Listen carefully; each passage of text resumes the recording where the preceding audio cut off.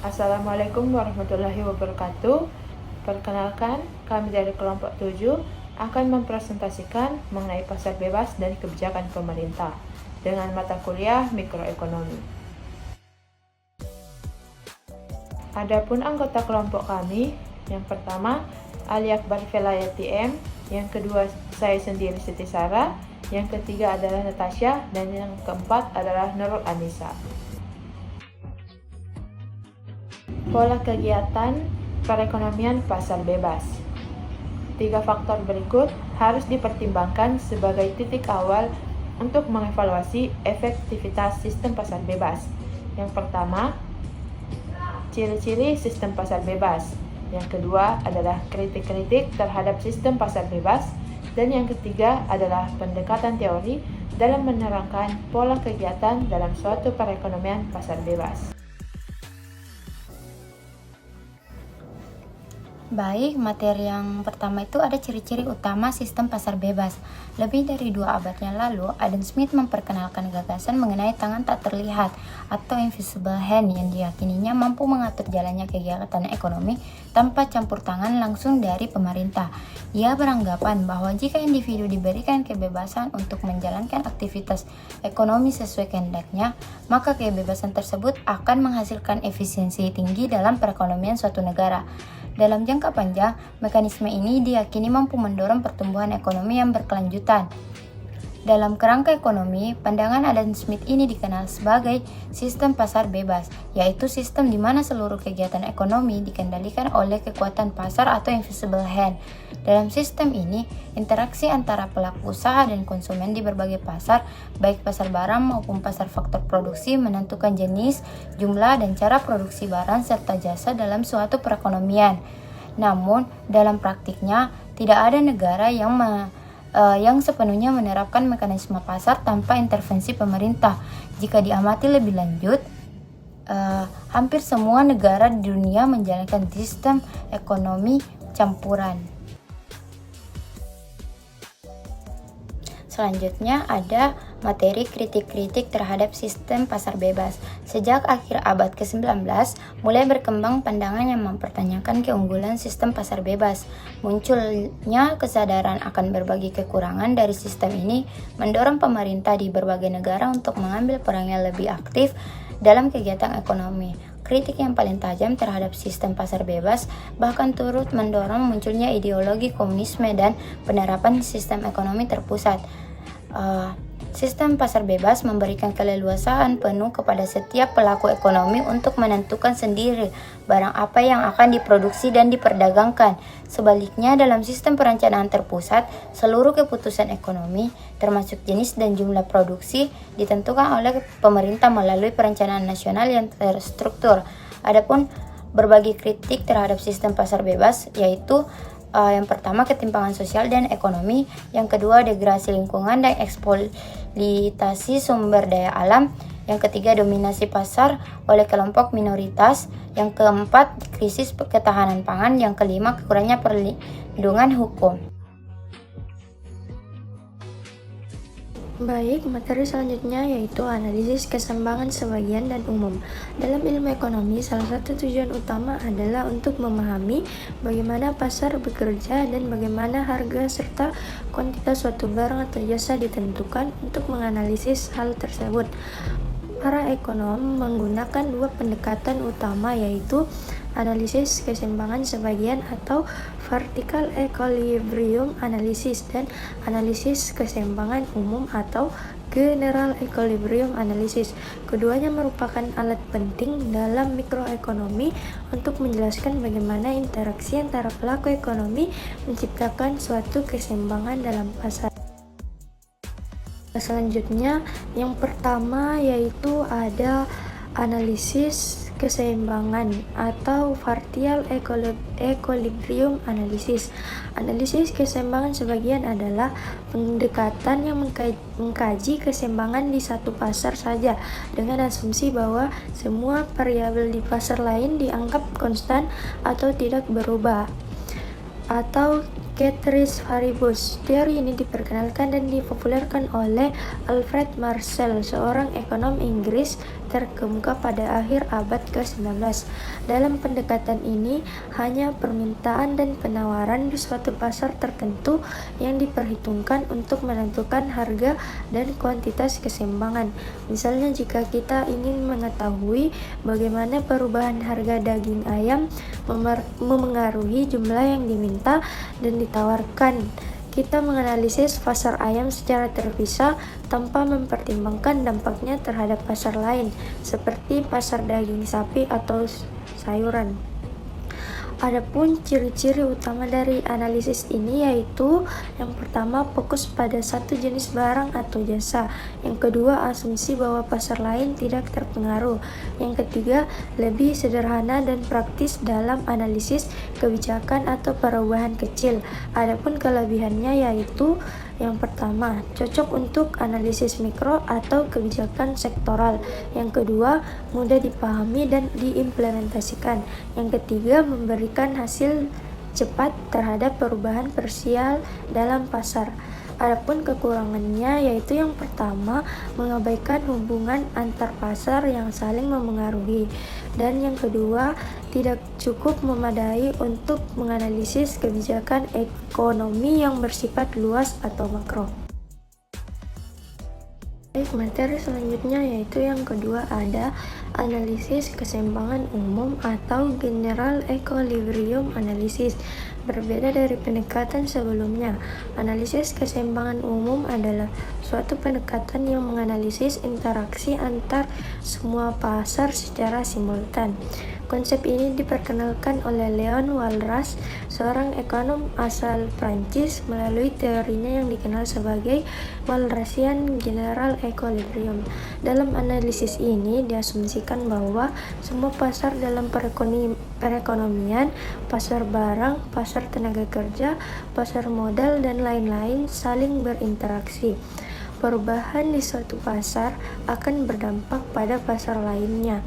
Tujuan dari analisis keseimbangan umum adalah untuk menemukan kondisi di mana semua pasar berada dalam keadaan seimbang secara bersamaan. Adapun ciri-ciri utama dari analisis ini yaitu yang pertama, melibatkan banyak pasar dalam analisis. Yang kedua, menggunakan pendekatan sistem persamaan simultan. Yang ketiga, menggambarkan kondisi ekonomi secara menyeluruh.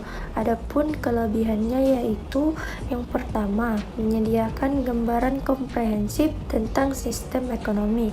Yang kedua, dapat digunakan untuk mengevaluasi dampak kebijakan publik yang luas, misalnya subsidi, pajak, tarif, impor. Dan yang terakhir, mampu mengidentifikasi efisiensi dan distribusi sumber daya. Adapun kekurangannya yang pertama yaitu lebih kompleks dan memerlukan banyak data serta perhitungan matematis. Yang kedua, kurang praktis untuk kebijakan sektoral yang tidak mempengaruhi keseluruhan sistem. Materi selanjutnya yaitu keseimbangan sebagian, pasar barang, dan pasar faktor. Dalam analisis berikut akan digambarkan kegiatan di pasar barang faktor. Untuk tujuan ini, dua pendekatan akan dibuat. Pendekatan yang pertama secara umum menerangkan tentang bagaimana sistem pasar bebas menyelesaikan masalah pokok dalam perekonomian. Seterusnya, secara grafik akan ditunjukkan pola operasi dari sistem pasar bebas. Materi selanjutnya yaitu pemecahan masalah apa, bagaimana, untuk siapa dalam pasar bebas. Dalam sistem perekonomian ada 3 pertanyaan utama yang selalu harus dijawab oleh setiap sistem ekonomi, yaitu yang pertama, apa yang akan diproduksi atau what. Dalam pasar bebas, konsumen memiliki peranan sentral dalam menentukan jenis barang dan jasa yang akan diproduksi. Pilihan konsumen mencerminkan permintaan terhadap barang dan jasa tertentu. Produsen akan merespon sinyal ini dengan memproduksi barang yang paling diminati. Misalnya, jika terjadi peningkatan permintaan terhadap barang elektronik tertentu seperti smartphone, maka produsen akan lebih terdorong untuk memproduksi lebih banyak smartphone daripada barang lain yang kurang diminati. Yang kedua yaitu bagaimana barang diproduksi atau how. Masalah ini menyangkut cara paling efisien untuk memproduksi barang dan jasa dengan menggunakan sumber daya yang terbatas. Dalam pasar bebas, perusahaan akan memilih teknologi produksi, skala produksi, dan kombinasi faktor produksi seperti tenaga kerja, modal, dan tanah yang paling menguntungkan dan efisien secara biaya. Perusahaan yang tidak efisien dalam proses produksinya akan kalah bersaing dan kemudian keluar dari pasar. Oleh karena itu, pasar mendorong perusahaan untuk terus berinovasi dan meningkatkan efisiensi produksinya. Selanjutnya yang ketiga yaitu untuk siapa barang diproduksi atau for whom. Pertanyaan ini berkaitan dengan distribusi hasil produksi dalam pasar bebas. Distribusi ditentukan oleh pendapatan yang dimiliki individu atau rumah tangga yang pada gilirannya tergantung pada kontribusi mereka dalam proses produksi, tenaga kerja, modal, dan lain-lain. Artinya, mereka yang memiliki daya beli atau pendapatan akan memperoleh barang dan jasa. Semakin besar pendapatan seseorang, semakin besar pula aksesnya terhadap barang dan jasa di pasar. Dalam sistem pasar bebas, ketiga pertanyaan ini dijawab oleh mekanisme pasar melalui interaksi antar permintaan dan penawaran tanpa campur tangan pemerintah secara langsung. Pola perekonomian dalam sistem pasar bebas. Dalam sistem perekonomian pasar bebas, interaksi antara sektor rumah tangga dan sektor koperasi sangat penting. Sektor rumah tangga berfungsi sebagai konsumen yang membeli barang, sementara sektor koperasi adalah produsen yang menawarkan barang tersebut. Awalnya, permintaan rumah tangga terhadap suatu barang ditunjukkan oleh kurva permintaan D1 yang dipengaruhi oleh selera konsumen dan nilai guna barang. Di sisi lain, sektor koperasi menawarkan barang berdasarkan biaya produksi mereka, yang digambarkan oleh kurva penawaran. Keseimbangan awal di pasar barang terjadi di titik E1 di mana harga barang adalah P dan jumlah barang yang diperjualbelikan adalah Q. Untuk memproduksi barang, perusahaan memerlukan tenaga kerja yang permintaannya ditunjukkan oleh kurva permintaan tenaga kerja D sampai dengan MRP. Sementara sektor rumah tangga menawarkan tenaga kerja melalui kurva penawaran tenaga kerja. Keseimbangan pasar bebas faktor terjadi di titik E dengan upah W dan jumlah tenaga kerja Q0 yang ditentukan. Jika selera konsumen berubah dan mereka lebih menyukai barang tersebut, permintaan akan meningkat dari D1 menjadi D. Dan yang jika penawaran barang tetap akan menggeser keseimbangan ke titik E dengan harga naik menjadi P dan jumlah barang yang dibeli akan meningkat menjadi Q1. Kenaikan permintaan barang ini juga meningkatkan permintaan tenaga kerja yang akan menyebabkan upah tenaga kerja naik. Upah tenaga kerja akan meningkatkan biaya produksi sehingga kurva penawaran barang bergeser ke atas menjadi S1. Keseimbangan baru di pasar barang akan terjadi di titik E2 dengan harga barang tetap tinggi dan jumlah barang diperjualbelikan menjadi Q. Di pasar faktor, permintaan tenaga kerja berubah menjadi W1 dan jumlah tenaga kerja yang digunakan akan bertambah menjadi Q1. Dengan demikian, interaksi antara sektor rumah tangga dan sektor koperasi di pasar barang dan pasar faktor sangat dinamis, di mana perubahan dalam permintaan barang mempengaruhi permintaan tenaga kerja dan upah, yang pada gilirannya mempengaruhi penawaran barang di pasar. Baik, adapun kesimpulan dari materi ini yaitu ilmu mikroekonomi sangat penting untuk memahami bagaimana mekanisme pasar bekerja. Konsep dasar seperti permintaan dan penawaran menjelaskan bagaimana harga terbentuk melalui interaksi antara konsumen dan produsen. Harga keseimbangan tercipta ketika jumlah barang yang diminta sama dengan jumlah barang yang ditawarkan, sehingga tidak terjadi kelebihan atau kekurangan barang. Selain itu, elastisitas permintaan dan penawaran menunjukkan sejauh mana respon konsumen dan produsen terhadap perubahan harga. Konsep ini penting dalam merencanakan strategi penjualan maupun kebijakan ekonomi. Faktor-faktor non-harga seperti pendapatan, selera, jumlah penduduk, dan ekspektasi masa depan juga turut mempengaruhi kondisi pasar. Dengan memahami konsep-konsep tersebut, individu dan pemerintah dapat mengambil keputusan ekonomi yang lebih tepat dan efisien.